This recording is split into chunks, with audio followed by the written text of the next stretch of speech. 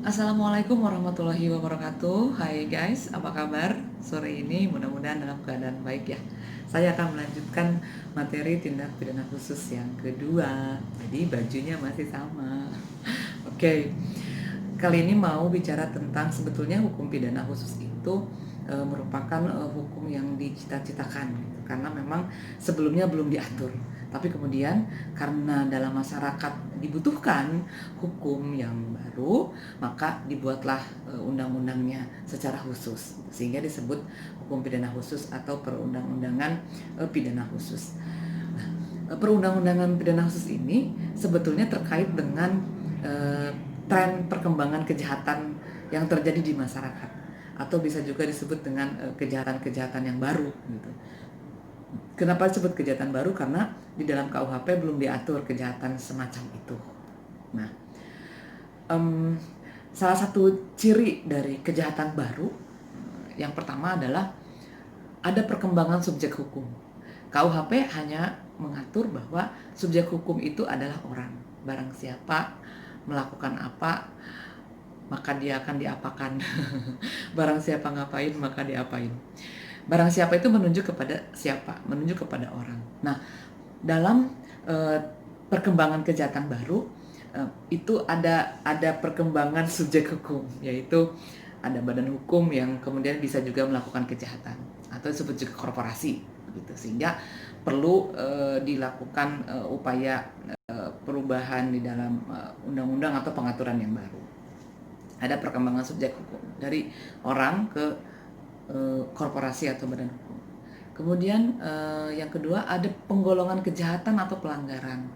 Nah, kadang-kadang ketika masyarakat sudah berkembang seperti saat ini, maka ada perbuatan yang bisa dikategorikan ke dalam kejahatan, tapi ada juga perbuatan yang bisa dikategorikan ke dalam pelanggaran. Gitu. Sehingga kemudian diperlukan sebuah perundang-undangan yang khusus. Biasanya di dalam undang-undang itu disebutkan perbuatan yang diatur di dalam pasal sekian, sekian, sekian, itu disebut ke dalam kejahatan. Atau perbuatan yang diatur di dalam pasal sekian-sekian itu disebut ke dalam pelanggaran.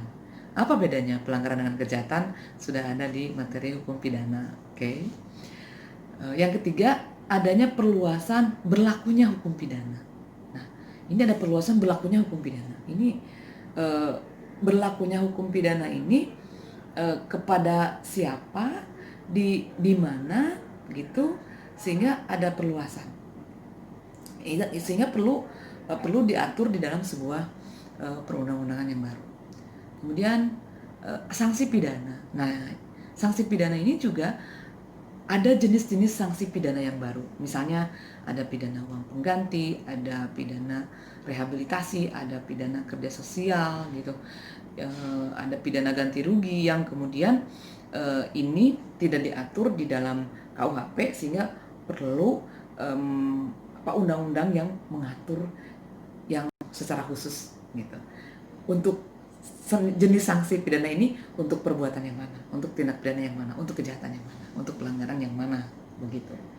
Kemudian ada pengadilan khusus tindak pidana korupsi, pengadilan ad hoc pelanggaran HAM, pajak dan lain-lain. Nah, ini merupakan adanya perkembangan ciri ada kejahatan baru. Modus operandi, nah ini tentu modus operandi yang baru yang kemudian mencirikan adanya kejahatan baru yang harus diatur di dalam hukum pidana khusus gitu. Kalau dulu misalnya pencurian itu hanya mencuri, mengambil barang milik orang lain, sebagian atau seluruhnya dengan cara melawan hukum, mengambil ini ada hand sanitizer, kemudian mengambil, dimasukkan kertas misalnya.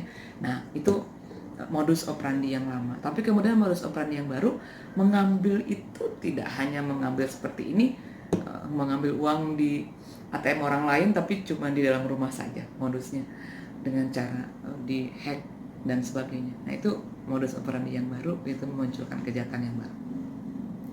Motivasi kejahatan. Nah, ini motivasi kejahatan juga memang berubah. Yang tadinya misalnya fase kriminologi mengatakan fase pertama itu motivasi kejahatan itu hanya karena untuk harta benda saja, emas, kekayaan gitu. Tapi kemudian hari ini orang kaya pun bisa melakukan kejahatan, nah berarti kan motivasinya sudah berubah, sudah berbeda. Tujuan kejahatan, nah tujuannya juga ada perubahan ataupun ada perkembangan. Yang tadinya tujuannya hanya untuk makan ketika orang mencuri, tapi ternyata untuk menjebak orang lain.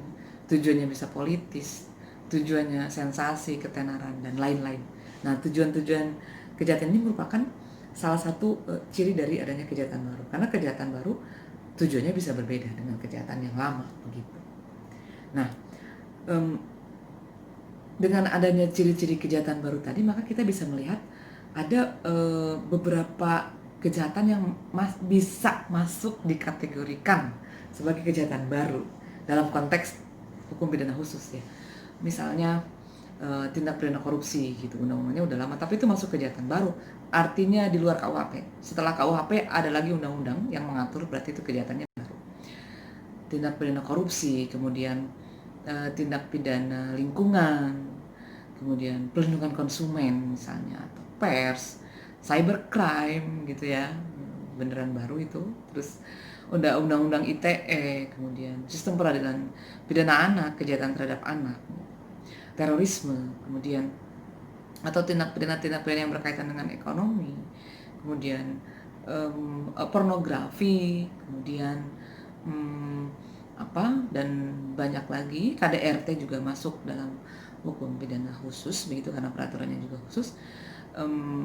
Kemudian ada lagi misalnya undang-undang yang mengatur kejahatan-kejahatan baru, RUU PKS yang belum disahkan, itu kekerasan seksual dan undang-undang lain lah ya, dan kejahatan-kejahatan lain lah yang memang intinya dia diatur di dalam undang-undang secara khusus begitu, di luar KUHP karena berkaitan dengan modus, motif, motivasi, tujuan, kemudian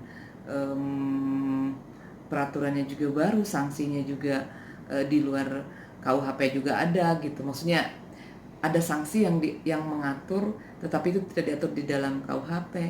Kemudian ada pengadilannya juga khusus. Nah guys, mungkin untuk materi yang kedua itu saja. Ini sengaja saya bikin pendek-pendek karena bikin panjang ternyata kalian skip. Saya sudon ya. Oke, dadah, sampai di sini dulu. Assalamualaikum warahmatullahi wabarakatuh.